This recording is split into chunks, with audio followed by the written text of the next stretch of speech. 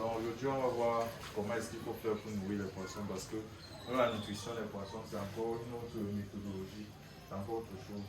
Donc de manière générale, pour vous occuper de vos poissons d'abord, là je vais vous donner le schéma par lequel vous allez passer pour vous occuper de ces derniers. Alors, la première des choses que vous allez faire d'abord, vous allez commencer par désinfecter votre matériel. D'abord ça.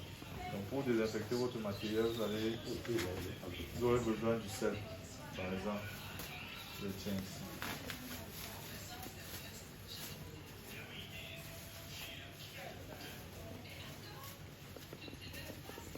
Donc il faudrait d'abord désinfecter le matériel, c'est-à-dire vos mains et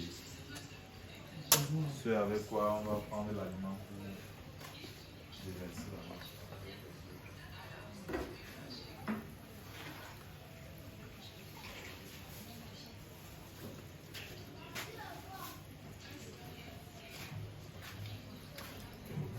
Arriver à temps. C'est d'abord ça.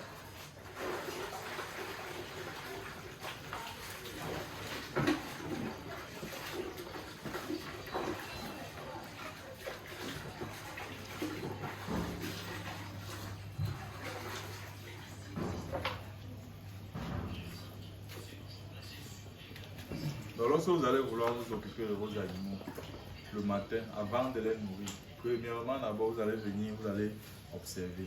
Vous allez prendre un temps d'observation.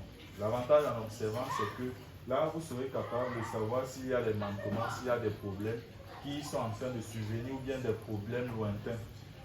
Rien qu'en les observant, en voyant leur façon de nager, en voyant comment est-ce qu'ils se positionnent dans l'eau, en voyant leur coloration, vous êtes capable de savoir que les poissons là sont en bon point ou pas. C'est très important. Donc, avant d'abord de venir dire que vous allez nourrir, changer l'eau, prenez d'abord un temps d'observation.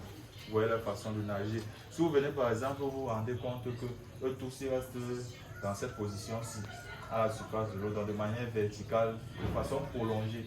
Donc vous allez toujours constater que les poissons-ci là, lorsqu'ils sont dans l'eau, ils montent, ils prennent un peu d'air, ils font peut-être 5 à 10 secondes sur cette position-ci et puis ils redescendent. Mais lorsque vous allez venir, vous allez voir qu'ils sont pantois comme ça, donc ils sont calés comme ça dans l'eau, en piquet comme ça.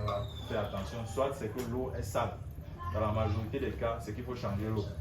La quantité d'oxygène qu'elle est là est déjà trop pauvre. Elle doit être très pauvre en oxygène. Donc il faut la changer. Donc c'est un peu ça. Donc vous venez vous observer. Si vous voyez des taches, vous voyez des choses, vous pouvez déjà déduire que ok, ça c'est quelle maladie. Donc je dois déjà commencer par faire tel traitement. Mais avec la fiche préventive que je vais vous donner tout à l'heure là, vous n'avez même pas besoin de faire. Rares sont les cas qui vont réellement vous frapper. Si vous suivez le carnaval d'administration des différents produits qu'on va voir. Donc avant de dire que vous allez nourrir les poissons, premièrement, vous observez leur façon de nager, tout là. Si tout va bien, si c'est l'heure de changer l'eau, vous changez l'eau.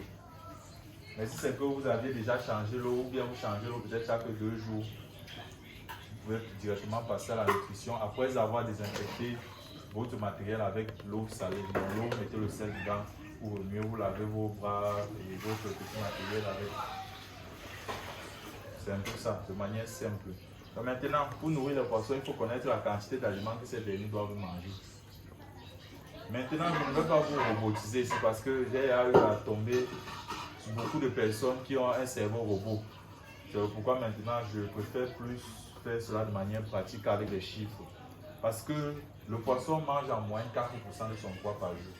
Cela dépend également des températures et tout en général. Mais en moyenne, ça serait 4% de sa masse par jour.